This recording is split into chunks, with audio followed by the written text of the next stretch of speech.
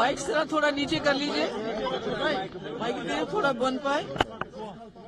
ये बहुत बुरा है जो हुआ है।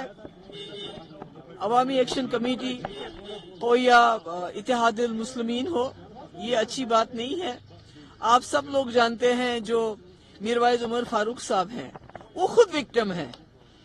उनके वालिद शहीद मौलवी फारूक साहब, उन्होंने ये पार्टी बनाई हुई है और उन्होंने शहादत भी दी है।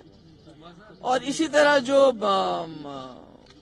मसरूर अंसारी साहब हैं, ये सारी एक सोशो पॉलिटिकल ऑर्गेनाइजेशंस हैं। तो मुझे एक चीज समझ नहीं आती कि एक तरफ से गवर्नमेंट ऑफ इंडिया ये समझती है उमर फारूक साहब की नजाकत को, और जिसकी वजह से उन्होंने उनको Z+ कैटेगरी की सिक्योरिटी दी है एक तरफ से, दूसरी तरफ से उनकी पार्टी को बैन करती है। ये बात मेरी समझ से कोसों दूर है कि आखिर ये जो मस्कुलर पॉलिसी है ये कब तक चलाएंगे।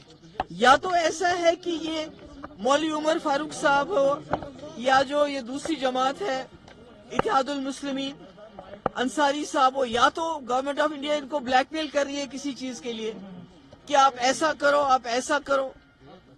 तो अगर वो नहीं करते हैं तो फिर वो एक्शन लेती है। मुझे नहीं मालूम, क्योंकि मुझे ये समझ नहीं आती। एक तरफ से आप एक शख्स को Z+ कैटेगरी में लाते हो, सिक्योरिटी देते हो, दूसरी तरफ से उसकी ऑर्गेनाइजेशन को बैन करते हैं। तो मैं समझती हूँ, मेरा ये ख्याल है कि ये नहीं होना चाहिए। आपने बहुत मस्कुलर पॉलिसी इख्तियार की, अब कहीं ना कहीं लोगों को हीलिंग टच की जरूरत है, नरमी की जरूरत है।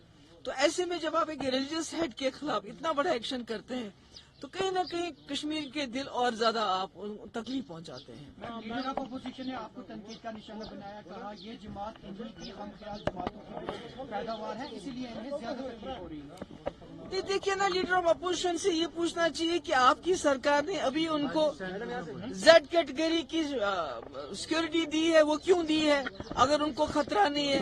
इसका मतलब है कि वो विक्टिम है, उनके वालिद ने शहादत दी है मौलवी फारूक साहब ने, और आज उसी वजह से मीरवाइज उमर फारूक को Z+ कैटेगरी दी गई है ताकि खुदा ना खास्ता उनके साथ कोई गलत काम ना हो, कोई बुरा ना हो।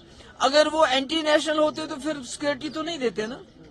मैम इमोशनल हो गई आप, क्या वजह है, क्या इमोशनल आप? नहीं देखिए, नहीं इमोशनल की बात नहीं है। मैं समझती हूँ कि जो इस वक्त जम्मू कश्मीर में हो रहा है, मतलब कि आप एक रहनुमा जिसके वालिद ने कुर्बानी दी, इतनी बड़ी कुर्बानी दी है, आप उसकी पार्टी को बैन करते हो, किस वजह से। और अफसोस तो ये है कि जो यहाँ चुनी हुई सरकार आई, जिससे लोगों को उम्मीद थी कि कहीं ना कहीं हमारा बचाव होगा, तो उसका तो उल्टा हो रहा है। अगर इससे पहले बीजेपी ने जमात इस्लामी को बैन किया, हम सोचे थे गवर्नर रूल है, क्या करेंगे, आवाज उठा सकते हैं, मगर आज अवामी राज के होते हुए इतनी ज्यादती हो रही है और जो रूलिंग पार्टी है वो हाथ पे हाथ धरे बैठी हुई है, कुछ भी नहीं कह रही है, कुछ भी नहीं कर रही है। तो उससे मुझे लगता है कि और ज्यादा जो है ये मामला और ज्यादा संजीदा होता जा रहा है, और कहीं ना कहीं इस किस्म के एक्शन जो पहले हमें लगते थे एबनॉर्मल है, गलत है, आज कहीं ना कहीं जो रूलिंग पार्टी के खामोशी की वजह से, चुप्पी की वजह से लगता है ये तो नॉर्मल है, ये तो सब ठीक है। नरवा जी, एग्रीकल्चर का सीजन आ रहा है और यहाँ से खबरें आ रही है कि इंडिया जो वॉलनट और आलमंड